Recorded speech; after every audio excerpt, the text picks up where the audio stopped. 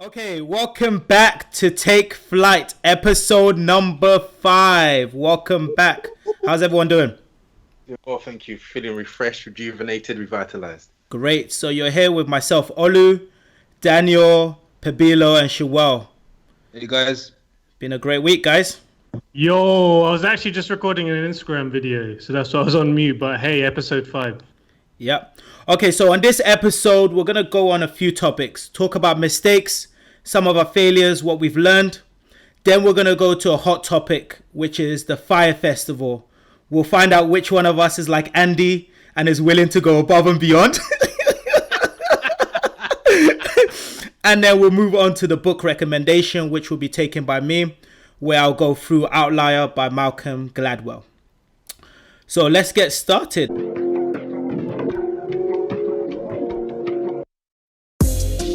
Take off, take flight with you. For we never fly, but we're flying. Let's open out for discussion. I know this is an area that most people don't like to share. I know now that we're in the social media sort of generation, everyone just posts their highlights and their success stories. But I thought it would be good for this episode for us to just have an open discussion about some of our failures, mistakes, how we've overcome them and learned from them. So first of all, I would say, how do you guys even define failure? Very good question. That's a Very good good start. question. That's a good. That's a really good one. I don't know. I think very simply, trying to do something Yeah. and then not being able to achieve it. I don't think a failure is a bad thing, by the way. I think failures are fundamental to grow. But if I was thinking specifically about what a failure is, then trying to do something, trying to achieve something, trying to gain something, but not getting there. Interesting. All right, Oli, what do you think? I would agree with that, but I think mine is not reaching expectations. So failure for me particularly is you having an expectation either on a task, your life, where you should be at a certain time or space, and then you looking at that expectation and realizing you haven't reached that particular point. So then that makes you feel like you're a failure, or that's how I think about failure. I got a feeling me and Daniel are going to look at it differently. Go on, Daniel. Firstly, I'd say failure is the best teacher, but I'd say failure is probably the inevitable result of an accumulation of poor thinking and poor choices. And it's simple. Putting that simply, it's nothing more than a few errors in judgment repeated every day. Yeah, Daniel, why don't you repeat that? Sounds good. From the top or just the last bit? No, Just a quote. He's like, I can't remember. I closed the window. What's your definition? No, it's an interesting one. For me, I actually think it's a failure in itself. Like, it's a myth. It's man-made. Like, I actually think it's just a bunch of experiments that haven't necessarily worked out well, but it gives you the opportunity to try something different. Sure. I think we look at failure as something which is negative. We always, and that's kind of why I was testing you guys to see, okay, what do you think? It's just an opportunity to start fresh. It means whatever you was trying didn't necessarily work well, and you should try something else, but not to take it on yourself too bad or anything along those lines. So I don't believe in it per se. All right, in terms of the general way that people look at it, because all of the failures that I've experienced have always led to a success. So, but I guess it's led to a success for you because you've been able to learn from your failures or mistakes. Which is key, yeah. Which is the key aspect of it, because if you're doing the exact same mistake or failures, or then you're not really learning or growing or evolving. If you sort of try to look at that. I think before we go into that, I think it would be good just to go around and just talk about some of the big failures that we have in our life. Let's make it a little bit more personal and go around and say some of the mistakes you might want to share on the podcast that you've made. I don't mind shooting my one first and then get you guys to open up after. So basically my biggest failure, and this is something which I at the time hated it, but similar to what P was saying, you grow and you end up loving each failure that you have because it's one step closer to success. So my biggest failure and earliest one probably as well was when I was 19. So I just moved to London for university, and I grew up in quite a small, quiet-ish city. And when I was growing up, my parents were quite strict on me as well. So I wasn't given all the independence that some teenagers are given. So I moved to London. I'm in a big city. I'm living on my own. I have no parents telling me what to do, and I have all the freedom in the world. So then I go to university. After a few weeks of lectures, I think, do you know what? I don't actually need lectures. I know all the topics anyway. Then fast forward to the end of What was that year. based on? That you decided that you know Your great IQ or Ego. Based on his ego. I'll wait till the end of the year, and then I'll just catch up on everything. Then it gets to the end of the year, and during that year, didn't attend many lectures. My priorities were mainly going out, making new friends. Studying was very, very low on the list. Then at the end of the year, ultimately, because of my actions during the year, my results spoke for those actions, and I was told that I had failed my first year of uni. Now, up until this stage, academically, I'd been quite strong, had been an A-grade student, never really had to deal with failure before, to now suddenly, at the end of university, being told you failed your first year, and you can't carry on until the second year, until you've retaken the whole of your first year. That's how bad I had failed.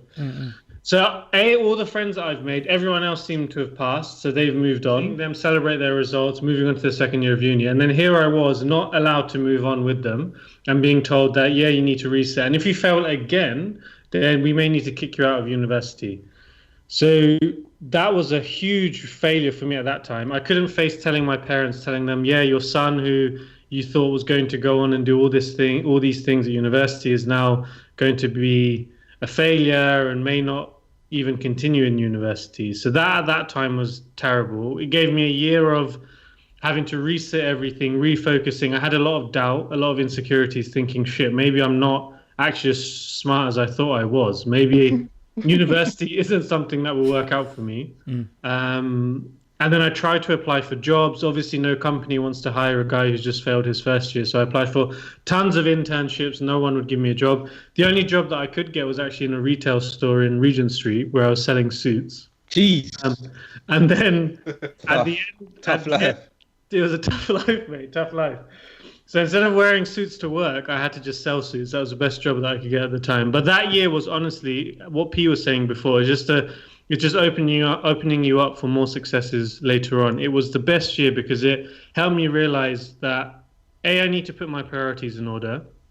And then B, as long as I focus, at the end of that second year of retaking everything, I passed. And I said to myself that I'm never, ever going to put myself in that position again where based on my own ability and my own effort, I'm going to screw myself over. So I'll always put 200% in and I'll always get the results as I have done in that recent year. And because of that, it made me work even harder every year in university and every summer to get an internship to be in the position I'm in now. And it's something that I've tried to translate in my work, working as many hours as I need to do to get the work done inside of work, outside of work. So that was my failure. Yeah, great learning. Just for all the, wait, real quick, just for all the listeners, yeah, and the viewers. So myself, Daniel, and Ollie. Wait, you're gonna steal my Wait. Nah, we have a shared failure. Wait. Before you share this failure, did you? I didn't know there was a shared one. What's this shared failure? I don't know what you guys are talking about. I know where you're going because this was the same one as mine. This is the same. Okay, one. so let me kick it off, and then you can give your. This is good because I'm learning stuff that I didn't even know. Right, cool. Sure, I might be learning as well. I'm not even sure I understand what you guys are about to talk. For the listeners out there, so myself, Olu, Daniel studied the same course, which is financial computing. But in order to get accepted onto this course, it meant that you would have failed because you'd have tried to get onto, say, business management or something which needed higher grades. So financial computing was actually a course where it was actually only open up to those that didn't do well. It was like the sort of the leftover, the crumbs. Yo, why are you exposing, man? What's interesting is that Daniel's laughing. So what's key about this? Because I remember wanting to study business management so bad, right? And then jumping into financial computing, not knowing what C++ was about, not knowing anything about VBA or computer programming, and thinking to myself, bruv, I am a quote-unquote failure. And everyone in this class is also a failure. Only to realize during the course of our university years, our degree was a lot more complicated, was a lot more complex than any of the other degrees around. Yeah. And I think we used it, and I think it's a great story because look how we've used it and we've leveraged it to put ourselves in the position that we're in now. So it's you know what's funny about that? You know what's funny about that? Did you guys receive the letter that you were on the course prior to getting your actual A-level grade?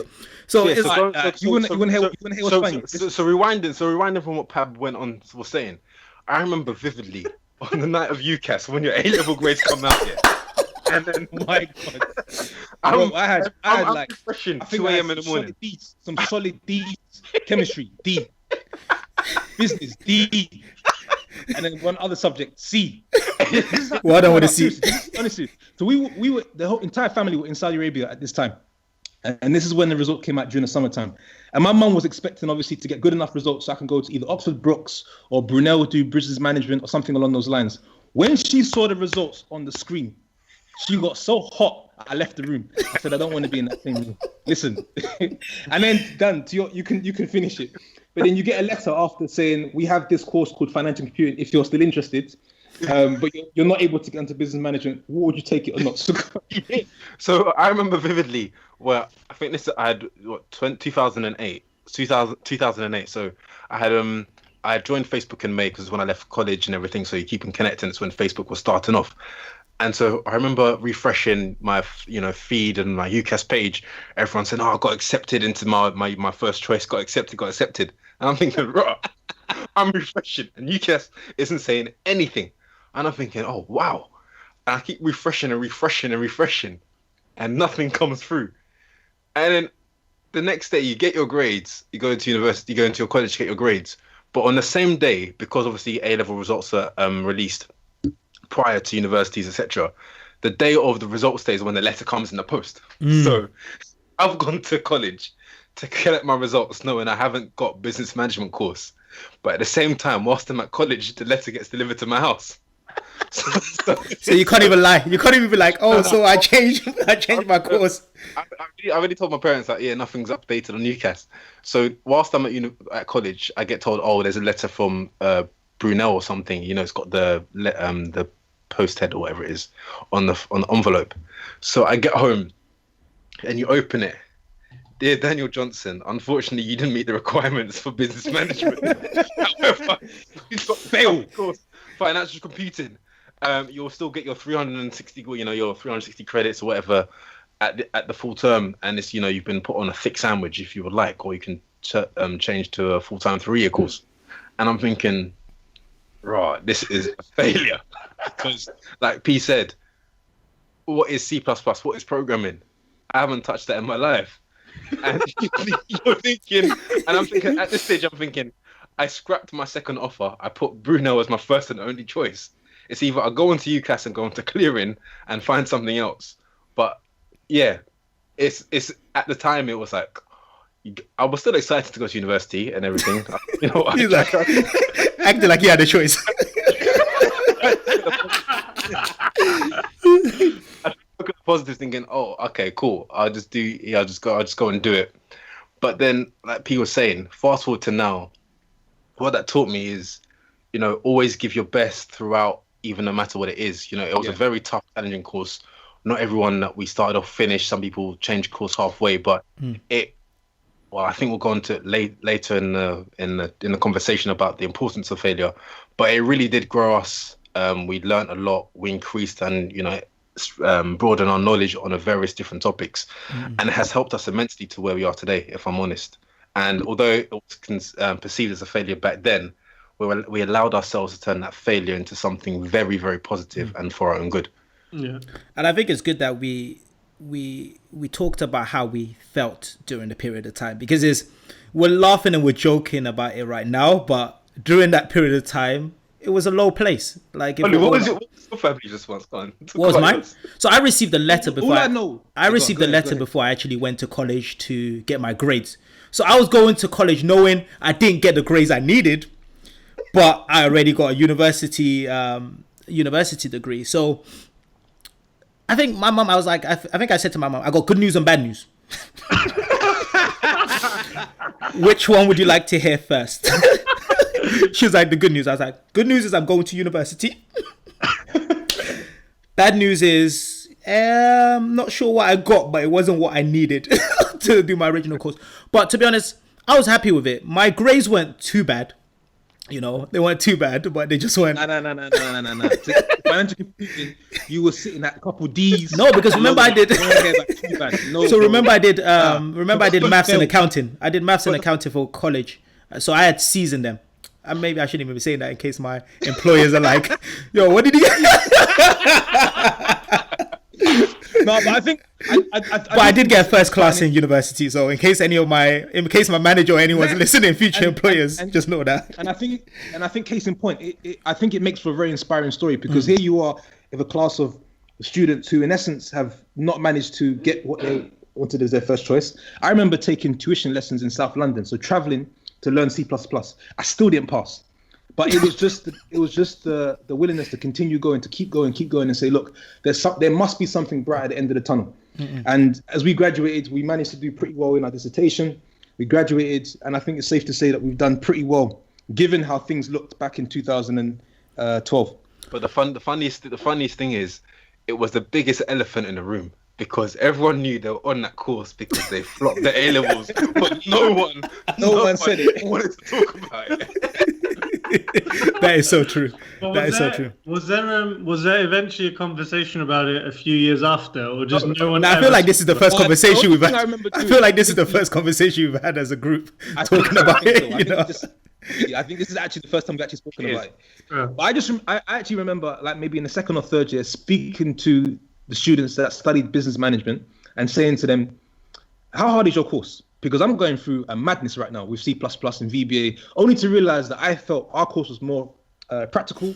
It was more necessary for the working corporate world, and it was a lot more complex. So in essence, what looked like something we didn't want to do was actually probably a better challenge for us for what we needed to do. So this again, going back to this point around failure, I still don't know if it really exists. Yeah, I don't think it does. But Pete, that's your failure. But Daniel and Olu, were you going to share something similar or something? We might as well use that just because I know about. Olu, you got a specific one? Mine was going to be more, but I keep it quite short. Financial failure. So if I talk about financial failures, everyone says, "Oh, investments." You know, everyone's got all these great investments. I could talk about mine in cryptocurrency. And I think it's one that no one likes to talk about, cryptocurrency. So, and you'll probably see that most people that were all shouting about cryptocurrency a year ago are not talking about it right now. But really quiet now, aren't they? Yeah. Just tell us how much you lost.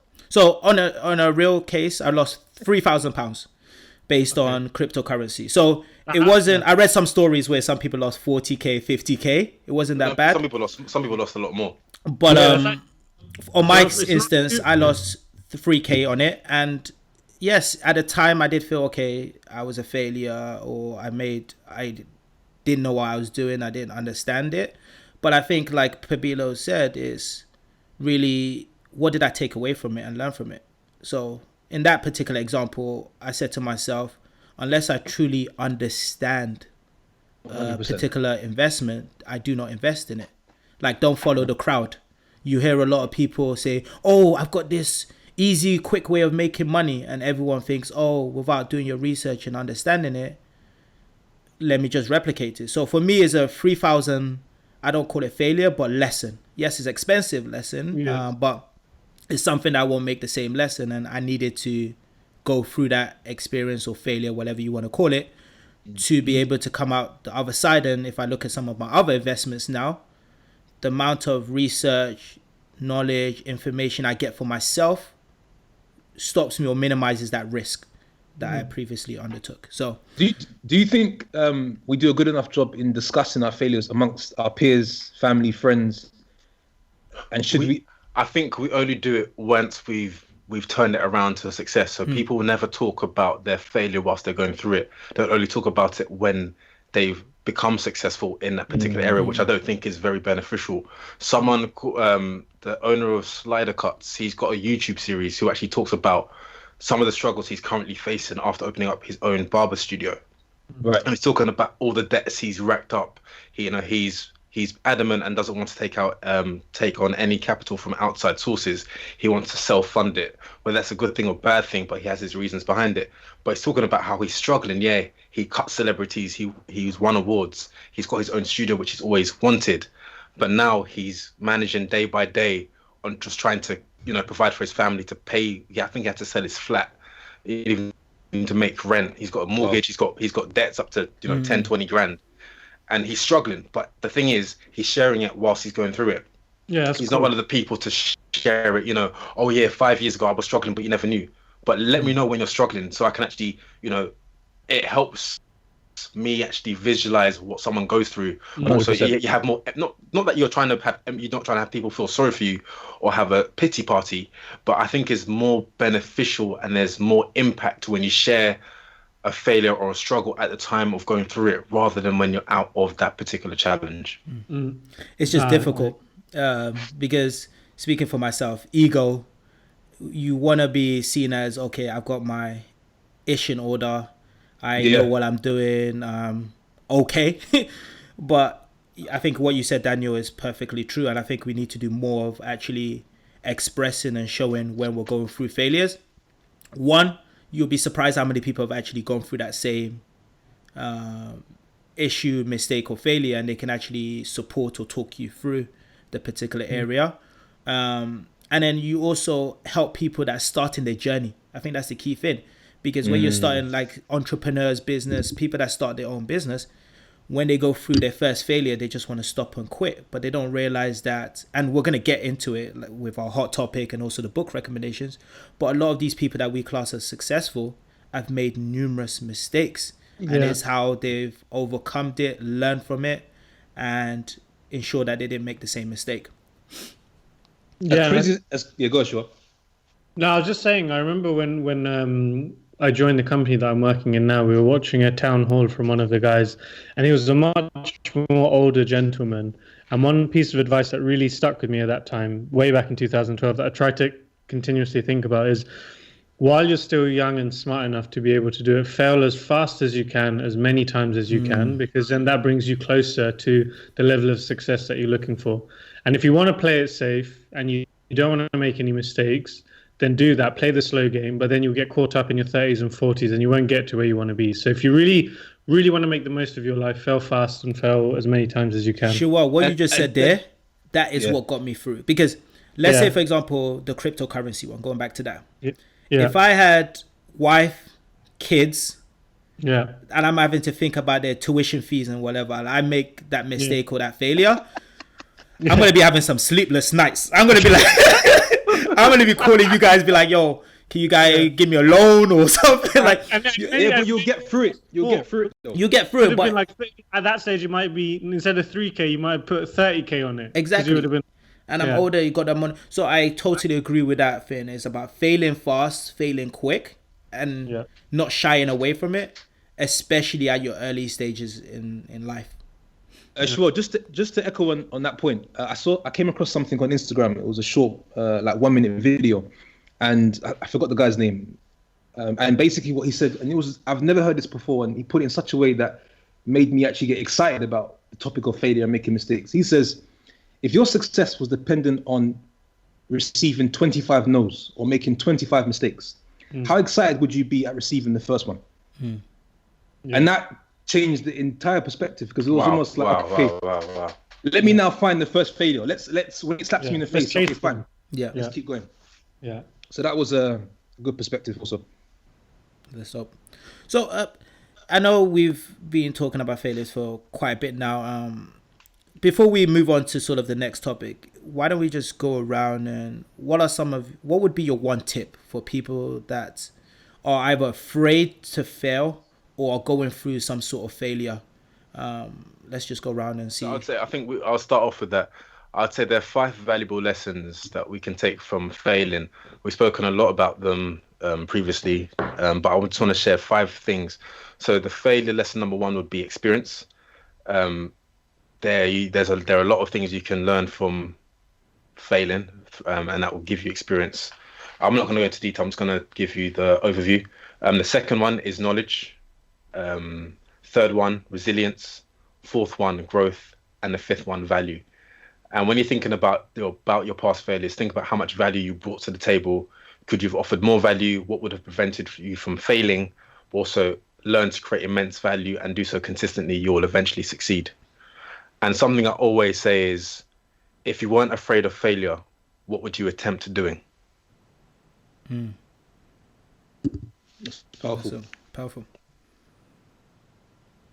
You want to go next? I can go next. Mine will just be really fail often, but never make the same failure.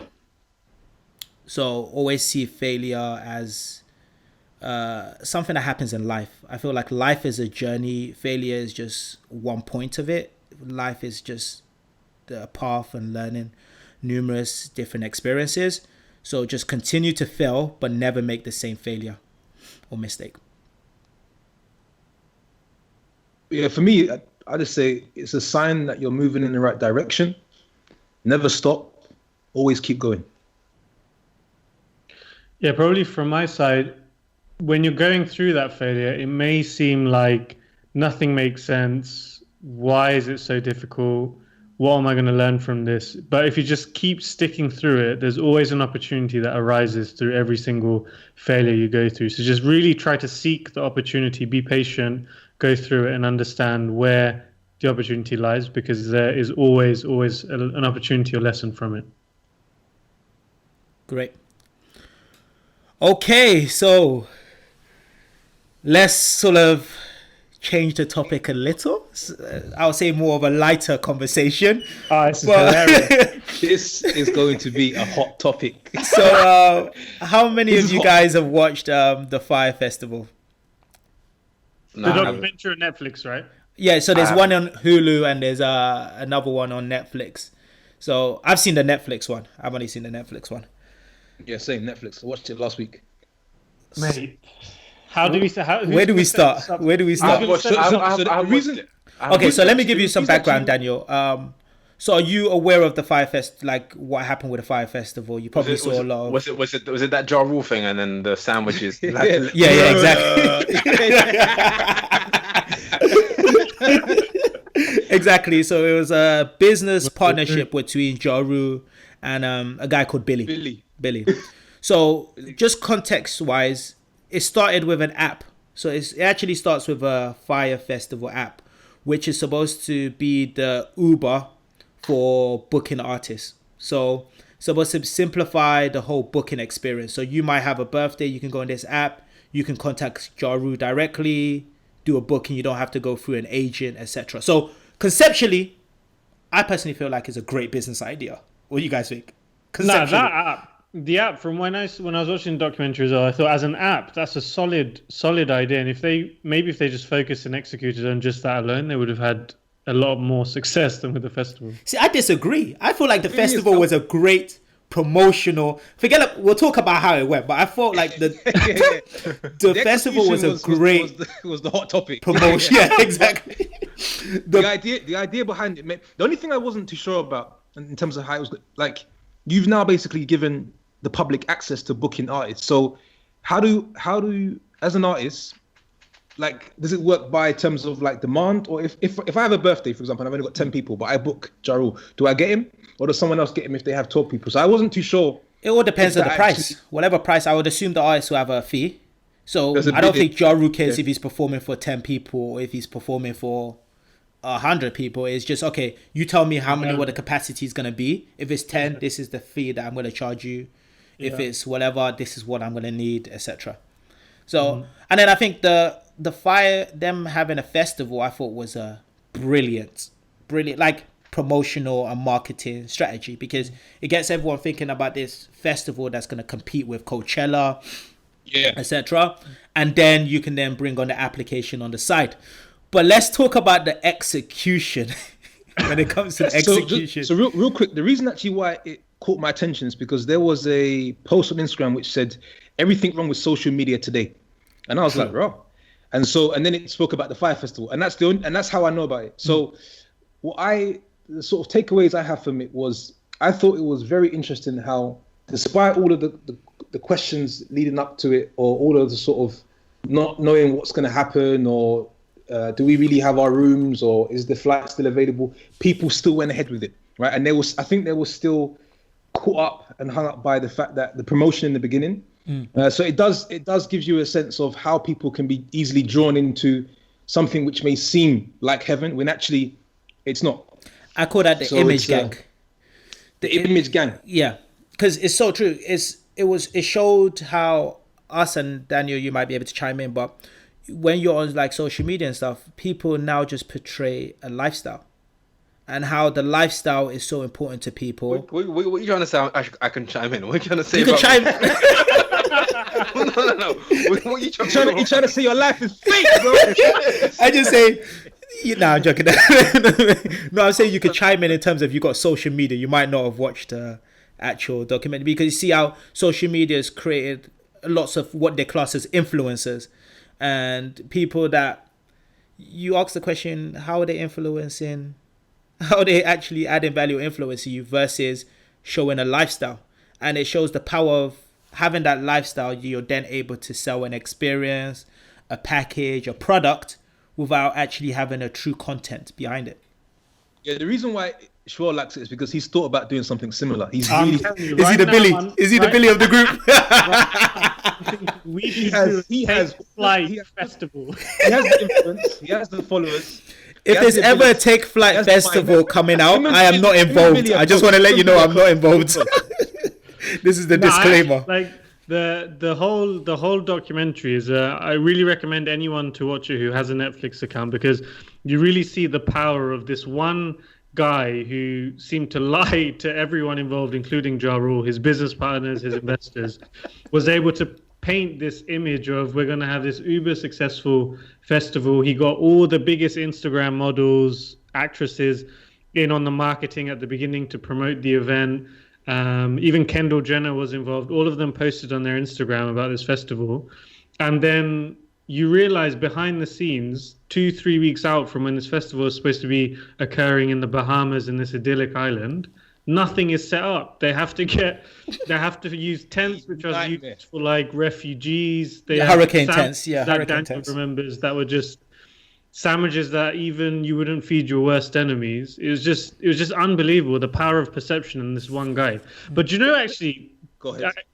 Sorry, P, go ahead. No, go because you might be saying the same point. Go ahead. Actually, but I wanted to ask, what blew me away the most was with that guy, this Billy dude who was running the festival, was even after the festival was done, he's still trying to bang 100%. He's trying to smash fraud continuously again afterwards. Like, that's the reason he's in prison. And that's the reason he's in prison, man. Yeah. Seriously, I couldn't believe it. I was like, mate, you've got away with murder, literally Murder Inc., and now you're still trying to continue it. What is going on? But sure, that's where you say to people like the perception of being successful is more important to certain people than actually putting the hard work. Because in terms of him being a salesperson, I feel like he's a brilliant salesperson. I feel like if he had used a lot of his creative intelligence to actually focus on a business versus scamming people off, he could have made a few successful businesses. And it shows the importance of having a team around you, folks. And I think we talked about this last week, where it's like, know what your strengths are not, and then get the people around you that can deliver or execute. Because I feel like Billy had a great vision. He was great for setting a vision, an idea. He just didn't have a team around, or he did have a team, or he wouldn't even empower or allow the team around him to actually execute. Like you mentioned, they had this Pablo Escobar island, which they were told not to mention his name. First video, they mentioned his name. They get kicked off the island. And they have now 40 or 50 days to do a festival, which normally takes 12 months to do a festival. Like, it was a mess from the beginning. Yes, to Shaw's point, I really at this stage I don't know if he's actually the smartest business person I've come across in the last few years, or he's the dumbest person, because his resilience and his just relentless effort to continue to push through, even when everything is falling apart. I mean, it's almost like for him, the aim was actually to make it not work. That's how bad it was, right? And then to what Shaw said, even once it was sort of went through, and then he was on bail. Even whilst on bail, he was still pushing different ideas, different programs. So there was I had a level of admiration for his willingness to push through. And my wife Lauren was giving me a lot of stick, saying, "No, he's a dick." I was like, "Nah, I'm telling you, there's something about him, right?" But I believe in 6 years' time when he comes out, he's actually going to be doing something. But he's not allowed similar. to. He's part of his thing. He's not allowed to be a CEO, or but I'm sure he's going to find a way to continue hustling people in the background. So, last thing. The only thing I don't understand, and I'm not trying to call you out, Ja Rule. Like, you're living your life, you're doing your thing, but bro, how are you not penalized for any of this? No, Ja Rule has been penalized for it because how? I think he's been penalized because of the fact that he's always going to carry that L with him wherever he goes. I think, Mate, that's like, I feel like it's going to be a continuous L that he's going to go throughout his whole career. Like, whatever new business idea, festival. What did he say? He said something like, it's not people, it's full. What did he say? Something like, you're talking about the conference call at the end when they were like, this is fraud. It's not fraud. It's what was the word he used? Mistake identity or something like that, which would still meant fraud. Like, shut up, man. No, he's gonna carry. But I think one thing I didn't understand is why they weren't willing to pull the plug of the whole, like, because I think he had too many investors had backed the festival, and by pulling the plug, he would have probably lost face, lost connections, and lost money. And he probably thought, even with everything not really looking in place right now, it could still work somehow, some way. Yeah. No, I just feel like with the whole Fyre Festival, it just highlighted so many things that's wrong. Like, now I'm seeing, you guys been seeing like random festivals popping up on your phone right now. Like, no, I haven't. I get bare like requests, festivals in like Amsterdam, here, and I'm just like, I'll wait until year number 2. Like, one part I didn't feel sorry for, and I'll stand by my point. I didn't feel sorry for the people that bought tickets. Maybe it's just me. I didn't feel sorry. No, but it's true. They said if you can afford anywhere. Someone said it on a talk show. The guy that was sitting on in the talk show. He said if you can afford to pay $4,000 to watch Blink 182, I don't feel sorry for you. Yeah, I don't feel sorry. So, I feel like certain people need a little bit of diversity and a little bit in their life, because it felt like, you know, when they pulled up and they saw the tent and the sights and they were like, is this really where we're staying? And when they were in the coach on the way there, and the coach driver was like, oh, you guys are in for a surprise. Before they got there, I was just like, oh, wait and see. One point that you mentioned, Oli, which I think just is a great point, is how people are, and this Billy guy, he was a clear example of it, he was so busy trying to look like he was having a successful life that he just didn't put enough time into actually executing things.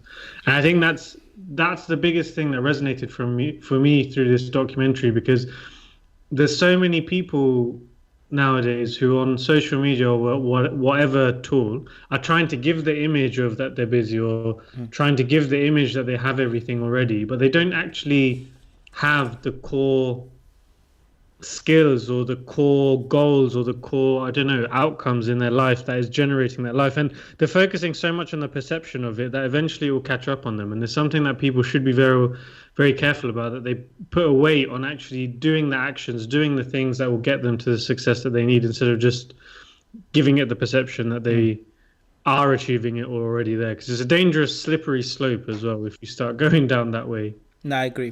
Sure. And Daniel, I know you haven't watched it, but it would be good to pull you in on getting an understanding of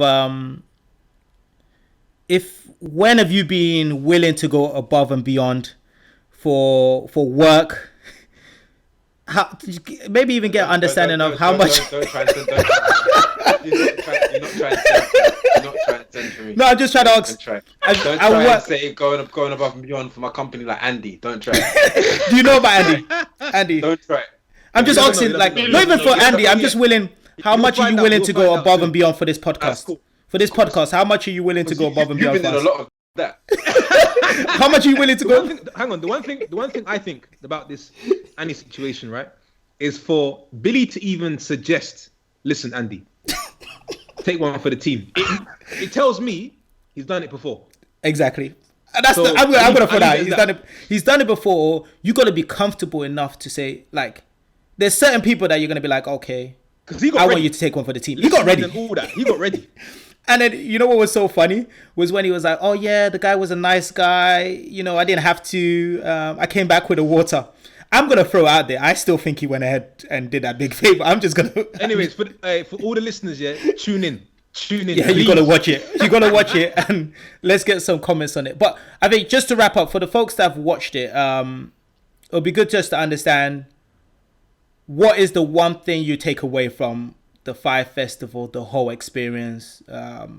As I know, some of us are entrepreneurs doing our own side hustles. What do you take away from it? And Shawal, I hope you didn't take the fact that you're going to replicate what Billy's doing. Otherwise, we're going to be needing someone else to fill in your spot on the podcast. Flight festival sometime soon. I'm already planning that. No, I think the biggest thing for me is don't spend too much time on giving the perception of you living a particular life if it's far from your reality. So just try and focus your majority of your time on your reality and making that better instead of trying to improve the perception of it. Cool.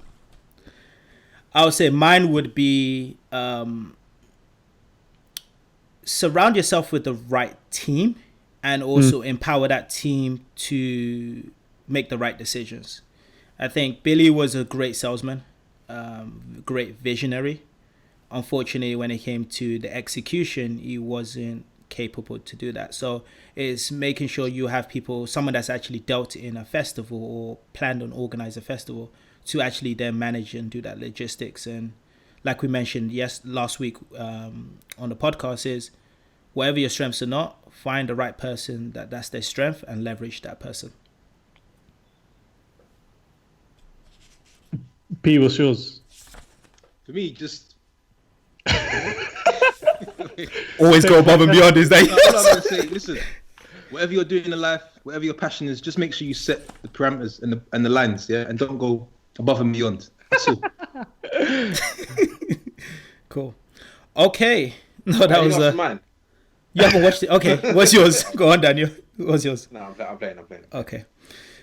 So let's move on to the book recommendation. So this week I will be taking the book recommendation section.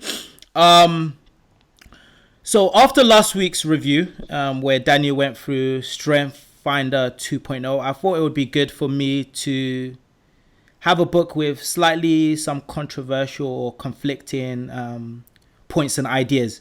So the book that I read this week was Outlier, The Story of Success by Malcolm Gladwell.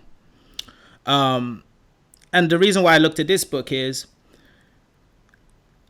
we all have a understanding, or we have an understanding of what makes a successful person. So we think it's someone that works very hard, someone that's a genius, very high IQ, someone that might even be self-made. Oh, you guys have got the book as well. Someone that's very self-made. But I think the book first sort of breaks down and tries to get you to get the understanding of what is an outlier. So if I go around, what do you guys see or understand as an outlier? I like to tell you sort of what's an outlier to you guys. Someone who's gone against the grain of the factors around them and somehow exceeded beyond that. Yeah, exactly. So normally people think about it in the statistical way. An outlier is like an observational point that is distinct or away from all the other observations. So it stands out, makes its own path. In our world, we call it successful, someone that might be rich, someone that has their own business, someone that's different from the norm. So then the book sort of covers a few key ideas, and I'm not going to go through all of them, but I'm going to go through the key 4 ideas and concepts that the book mentions. The first one is really talking about looking at the success that comes from hidden factors or what society has created that differentiates a group or a class of people. So in the book, the first few chapters, it talks about hockey players, and it looks at hockey players and says, when they look, it looks at the day or the month in which the hockey players were actually born, and it saw a common trend, and it found that most hockey players were born between, I believe it was January and April. So Michael Gladwell was trying to understand, why is that? Is that just a coincidence, or is there actually something behind it? So he starts to look at the fact that the actual cutoff period for education and age class is actually December. So if you were born after December, like January 2nd or 3rd, you were in the what your class as the later age group, and you would be the oldest person in your group. So Daniel, and I guess most of us would know that, like, I was born in November, so I was always one of the oldest people in my class. And then it talks about, based on the fact that you're the oldest one in your class, you have now that physical advantage because you're more developed based on the fact that you're 8 months, 6 months older than someone. It could also be academically, your brain has been able to develop a little bit more. So then what happens during that early stages, you get differentiated or noticed more. So you get noticed. I might get noticed because at that age I'm bigger, because I'm 8 months older than my classmates. So I'll get that differentiator, and then I'll get like taken to scouts, and then I'll get extra sort of training, extra sort of and better training, which in the later years would differentiate me versus other people in my class. So that's one point that it talks about. I find that really interesting because a lot of time we look at people that are successful and we say, okay, is it just because they're working hard? But sometimes there's actually hidden factors behind it. Yeah, agree. Another key point that I mentioned, which I think is the big one, is the 10,000 hours. And it says, for anyone to be an expert at anything, you need a minimum of 10,000 hours. So it takes, in the book, it takes an example of vinylists, and it splits them up into 3 different groups. Teachers, ones that are good, and ones that are world class. And it asks them, how many hours did they actually practice? And you find that the people that were teachers only practiced for 4,000 hours. The ones that were good was around 8,000 hours. The ones that were world class practiced for 10,000 hours. So it really shows you that when it comes to becoming an expert at anything, you need to put the hours behind it. Like, you can't expect after a short period of time you're going to be great or an expert in a specific area. And I think that's sometimes an area that's very frustrating to people, because you start an activity, a business, a hobby, and after a few hours you're like, well, I'm not learning, I'm not getting better at it. So but you don't realize the fact that it takes 10,000 hours to become an expert. And I think that the book also digs in a little bit deeper, and it talks about deliberate practice. So it's not good enough for me to 10,000 hours just pick up a guitar and just do and all of a sudden I'm an expert. No, deliberate practicing is the quality, having a mentor, someone that's actually there to support you. Sorry to stop you on that. About that 10,000 hours to being an expert. Knowledge in every field doubles every 5 years. So if you're not learning, exposing your mind and developing yourself, you'll soon become an expert in an industry that doesn't exist anymore. Agree. Dan, that's a key point, because I also heard there was this, the name escapes me, but what he said was this 10,000 hours concept is now evolved into how quickly you can rack up 10,000 hours because of the changing patterns in the world and also changing industry. So it's no longer good enough just to say, like, you also have to attach a time scale to that. Because if you say, for example, 10,000 hours for people like us who work a 9 to 5, you're going to have to do something before and after work. That will probably take you, if you're 2 or 3 hours a day, 10 years. That's in essence now too long to be a success in whatever perhaps you're thinking about doing. So it's kind of that we shouldn't also forget how the time plays a factor in those 10 hours. No, I agree. And I think, P, what you're mentioning also is why I even find key. When people say, oh, what should I start a business in? Or what should I like do a side hustle in? A lot of times it should actually be whatever your day job is, finding a way to do something, because you've already got, technically you got that 10,000 hours, because if you're there 7-8 hours a day, you'll be surprised, but you're an expert in what you particularly do. So how can you open up a consultancy company on the side or something on the side where people don't really think, and they're like, oh, I'm going to start doing animation, which is fine, but you just need to know at the beginning of your day and the end of the day, you need to get that 10,000 hours in. One thing about this book, sorry, is go I thought it was quite satisfying to read, because after reading, especially, I think there's a piece on how Bill Gates made it to his point in his life and his success, and it spoke a lot about what was one of the biggest factors was the area he grew up in. He grew up in an area which wasn't too close, which wasn't too far away from, I think, a computer school or a tech school. Yeah. And there was nothing else around in that area. So all he found himself doing was actually going to this school, learning computers, and coming back home. So he had nothing else around to keep himself occupied and busy. Yeah. Plus, also his willingness to see things through and to almost eat, sleep, computers. But it was satisfying, because I said sometimes we get frustrated in ourselves. We'll say, how comes I'm not as big as so and so, or not as big as? But it has a lot to do with where you started, your environment. If you look at your teenage years, what areas you was in. So it made me say, hang on a minute, look, there are unique factors as to why someone you could swap Bill Gates with somebody else, and that person would have perhaps been able to accumulate the same level of success.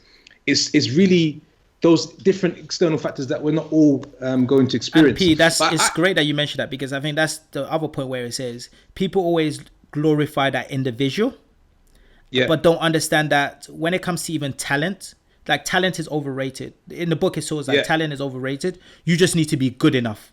So you need to have a certain IQ, a certain basic foundation that you know. And then what is more important is, like you mentioned, the opportunities that you actually have. So, for example, they talk about the Bill Gates story that you mentioned. Yeah. Bill Gates had probably one of the only computers or access to a computer at the age of 13 and was able to have unlimited amount of access to it, where most people didn't have it unless you work for IBM or a top company, etc. So from the age of 13, he was able to code for 7 years and get that 10,000 hours experience. So the average you, at that time, we wouldn't have had access to that computer. So already when he's 21, we're catching up. He's already coded thousands of hours before us. So when he's 21, he's ready for that opportunity and being able to move forward.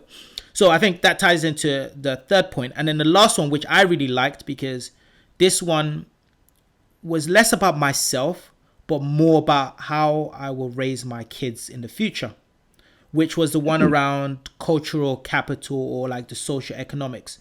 So it talks about the difference between a rich family and a poor family. And it talks about like entitlement, and how entitlement is not always a bad thing. Automatically, when we think about entitlement, we feel about the negative aspect of entitlement. But in the book, it spins it around and says, when you look at a rich family, it's not just about the money aspect of it, but it's more about the confidence, the training, the ability that you've given them at a young age to be able to challenge the status quo, to be able to navigate in different rooms, to be able to balance multiple schedules. Like you'll find rich families will have their children doing multiple activities. Okay, this time you're playing soccer, this time you're playing violin. So from a young age, they're able to manage different activities. They also mentioned a story where the child was going to the doctor, and the mum in the car said, have one question to tell the doctor that I want you to ask. So already you're building that child to have the confidence to be able to speak to an adult, where it's differentiating them versus people that come from maybe a poorer background, economic. And this has got nothing to do with color. So it's not a thing about color. It's more about class and social economics. But then you're empowering them and giving them the early start to be able to walk into different rooms and navigate and talk and be entitled in life, and anything that they want, they're able to go and get. And it talks about another guy who had like a very high IQ, like 190 IQ, but he ended up getting kicked out of university because he wasn't able to communicate or talk around the fact that he wasn't able to make it on time or something along those lines. So that was a key one, because I think when I have kids, that's one that I'm going to really sort of try and enforce in them, is that ability to be able to talk to adults, manage multiple tasks and stuff like that.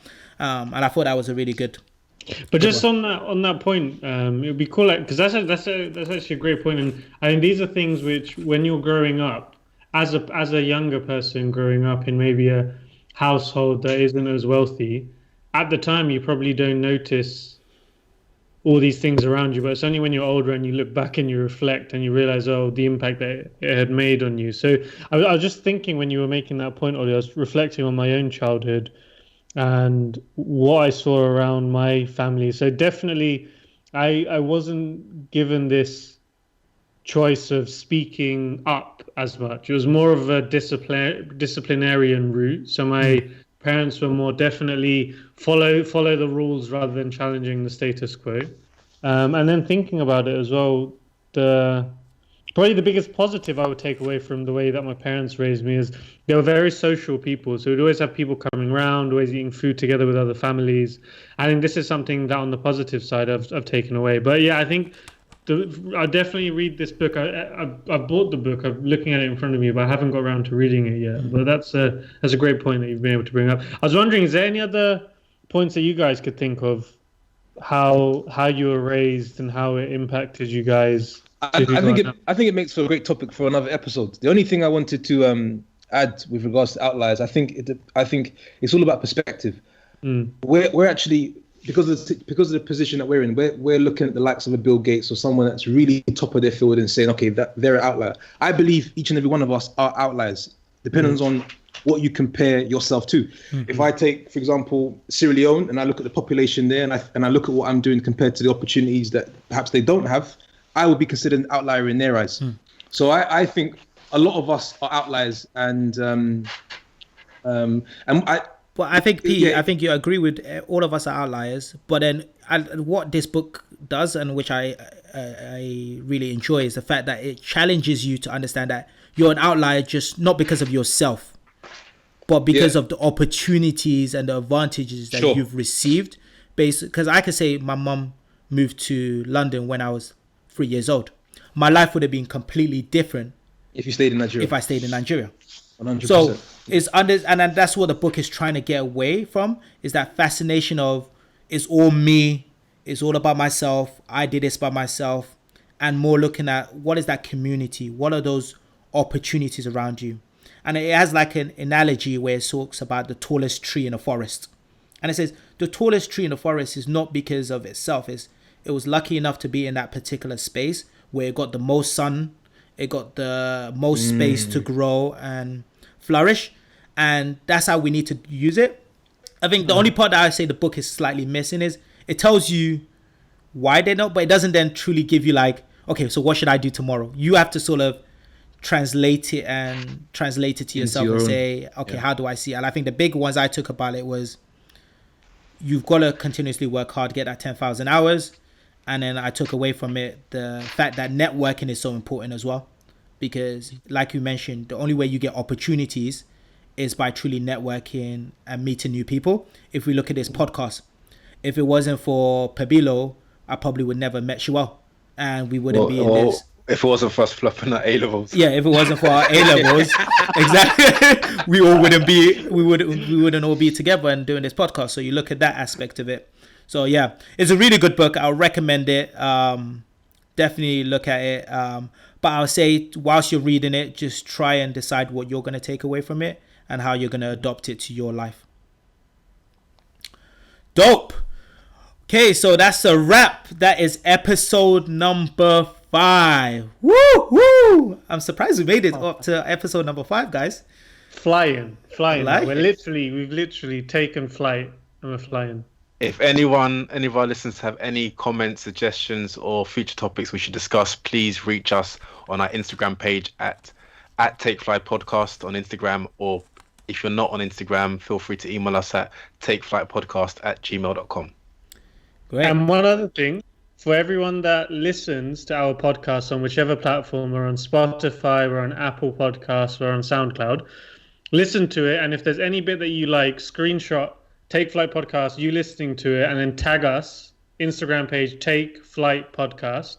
And what we'll try and do is we're thinking of competitions on what we can do for our listeners. So tag us, and then we'll try and think of what we can do later on.